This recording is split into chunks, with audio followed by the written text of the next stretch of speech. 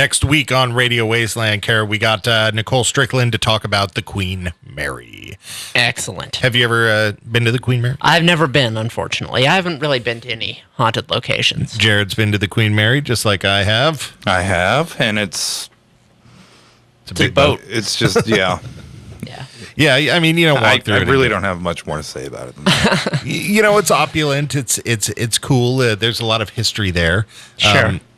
And to me, it's close on two levels. One level is for the same reason that Jared, as a kid, I went to this thing with my family. It's nostalgic for me. The other reason is when I was in fourth grade, I was 9 years old.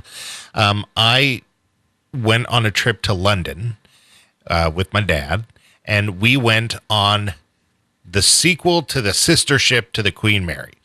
So the Queen Mary was built by a company called Cunard. They build luxury liners, not vacation liners like Carnival Cruise, but luxury liners like Titanic style luxury liners. And they made the Queen Mary, and the Queen Mary actually had a sister ship, the Queen Elizabeth, which was 10 feet shorter. It was 10 feet smaller. And the Queen Mary the Queen Elizabeth went for years after the Queen Mary and was eventually retired. And they built the Queen Elizabeth II, the QE2. Okay. And the QE2 is what I took across the Atlantic when I was in fourth grade.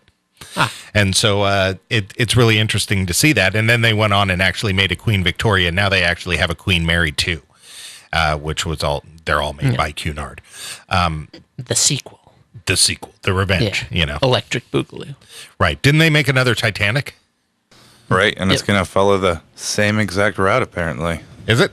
All the way to the bottom. No, just kidding. That was the joke that everybody made when they talked about it. Yeah.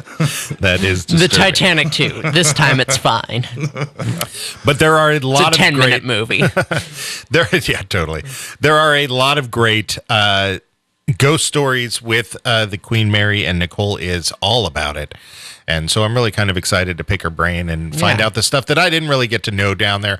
I remembered touring it at the time. The Spruce Goose was next door in a hangar. Did you see anything, interesting? No, but okay. I mean, if it was that easy, I was a child. I guess maybe they show themselves to children. Well, there are some places, like there are inns where you have to sign waivers before you go in because it's so haunted. I think that's part of the marketing. Well, probably, but I think they're just all like, how do we make this scarier? Yeah. Right. How do we make our stupid inn cool? Yeah, okay, maybe. But in the case of the Queen Mary, and I guess I should throw in that we've actually had a guest on the show who was calling us from the Queen Mary. Really? Craig Owen. Yes. The photographer. Although he was talking about Bizarre LA, his book Bizarre LA.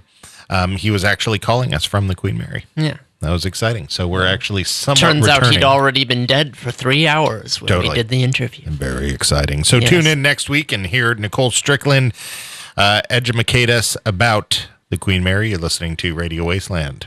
Thanks for checking us out.